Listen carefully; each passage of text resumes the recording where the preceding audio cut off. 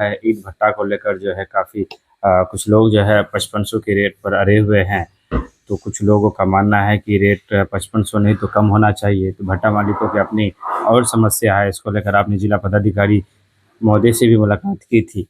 कि जिस तरह हिमांशु शर्मा शायद थे जब 2019 में मामला उठा था, तो एक रेट फिक्स हुआ था और एक आपसी समन्वय बनाया गया था। तो क्या इस बार ऐसा नहीं हो सकता है कि जो लोग विरोध कर रहे हैं और जो लोग भट्टा है सबको लेके बैठा जाए और आप उसमें पहल करें कि जो एक हो इस मामले को हमेशा के लिए खत्म कर दिया? नहीं, ये जब मैं पहली बार इनको माननीय पूर्व विधायक तौसीफ साहब का इंटरव्यू निहाल अख्तर प्यामी साहब के हम इस पर सुना, तो मैं दिल्ली में था, तो मैं उसमें नाम आया जिला खनन पदाधिकारी।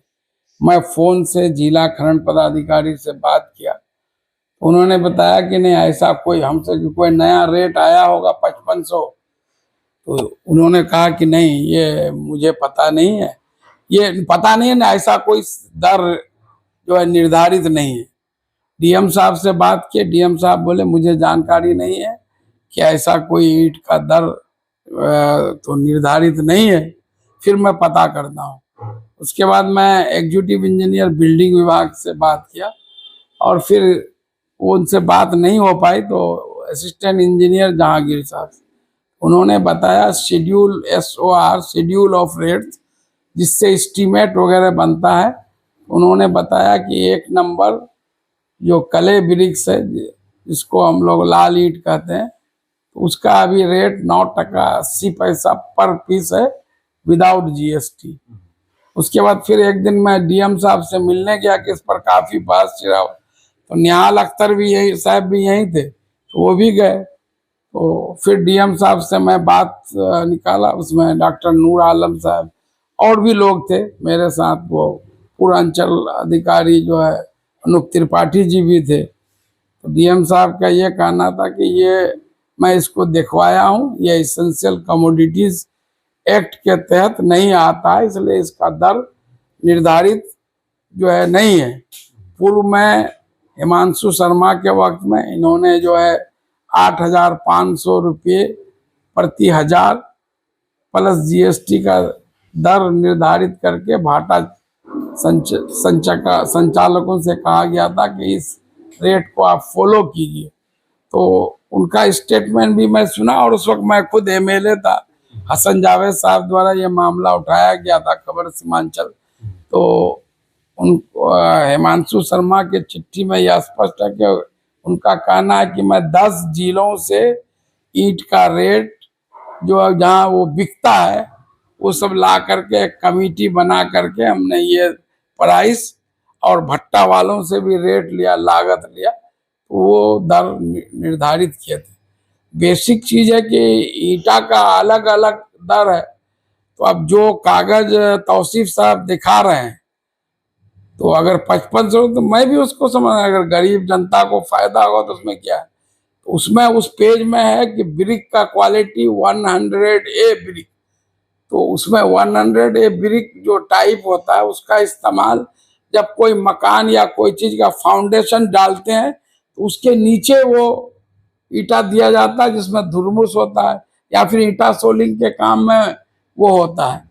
और जो बेसिकली जो ईटा का जो अभी डिस्प्यूट है, आप जो उसको कहा जाता है कले ईट, लाल ईट, तो उसका रेट उसी चिट्ठी में जो तौसीफ साहब दिखाए नोट में वो नीचे में लिखा हुआ है कले ईट 10 से 12% प्रति पीस।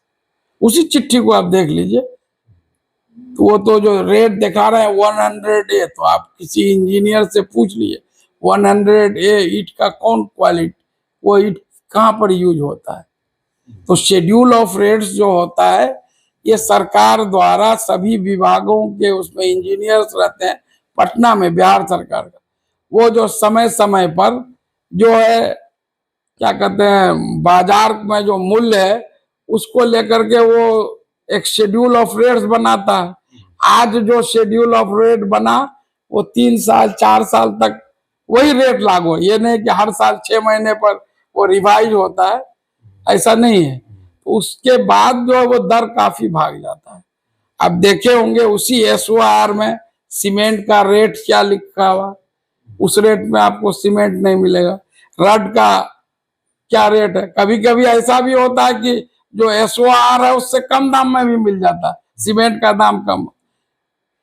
तो ये सब बेसिक चीजें हैं जिसमें बढ़ती है। जी जी। और अगर दाम कम होता हमने तो जिला पदाधिकारी साहब से मांग किया है, नहीं होगा हम लोग खनन विभाग जो ईंट भट्टा का मेन जो जिस विभाग से ताल्लुक रखता है खनन विभाग, उसके मंत्री से भी मैं पटना जाऊंगा तो मिलकर आग्रह करूंगा कि जो है एक मैकेनिज्म होना चाहिए कि जो जहाँ का कॉस्ट होता है तो उस हिसाब से जो है रेट निर्धारित होना चाहिए ताकि लोगों का दोहन नहीं हो, सही दाम पर सामान मिले।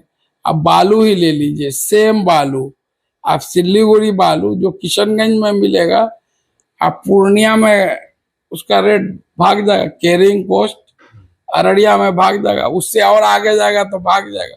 अब जो हम लोग लाल बालू यहाँ देखते हैं तो जहां इसका ओरिजिन है सोन नदी में 1 नंबर, तो वहां जाइएगा तो जैसे हमारे यहाँ सफेद बालू CFT में सब, लेकिन यहाँ आते आते कैरिंग कॉस्ट इतना बढ़ जाता है कि यहाँ जो वहां का कॉस्ट है उससे 5 गुना दाम पर बिकता है। तो मेन बालू का दाम कम है लेकिन कैरिंग कॉस्ट ज्यादा पड़ जाता है। भट्टे वाले मामले में जब बात ही हुई, जो कि इसमें मैंने भी काफ़ी जो है कवरेज किया, तो एक बात जो निकल कर सामने आई, रेट का मामला तो जो है कहीं ना कहीं ऐसा लग रहा है कि 5500 होना शायद जो है आज के वक्त में नामुमकिन सा लग रहा है। इस बात को हमने भी लेकिन भट्टा वालों की तरफ से जो कमियां पाई गई, जिस पर बात करने से शायद भट्टा वाले सहम जाते, वो ये था कि हाँ, ये बात पर भी DM साहब इस बात को खुद बताए कि पूर्व विधायक जी आए थे, उसके चिट्ठी में बहुत सारी बातें लिखी हुई हैं, तो मैंने उनको स्पष्ट कर दिया कि ये सब नहीं हो सकता। एक चीज उसमें है कि ये लोग पक्का बिल नहीं देते हैं।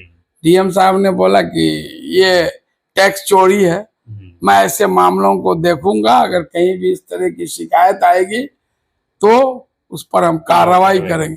लेकिन उसमें भी बात यह है कि मैं भी, अगर आप भी ईटा लेने जाएंगे तो आपको कहेंगे पक्का बिल चाहिए तो उसमें GST CGST देना पड़ेगा, आप कहिएगा हमको नहीं तो चाहिए, पब्लिक सिक्के ही जेब से लगेगा। जी जी, तो वो तो लगेगा ही। आप आज खाना कोई होटल रेस्टोरेंट में जाइए, उसमें अगर पक्का बिल लीजिएगा तो उसमें देख लीजिएगा GST SGST लिखा हुआ रहता है। GST वो सेंट्रल गवर्नमेंट, SGST वो जहाँ वो रेस्टोरेंट वहाँ का। दरअसल मैं ये पूछ रहा था कि जो ये कमी नजर आई वो ये है कि सरकार की तरफ से एक मापदंड तय है कि आप कितना साल में कोयला का खपत कर सकते हैं और कितना ईंट बना सकते हैं।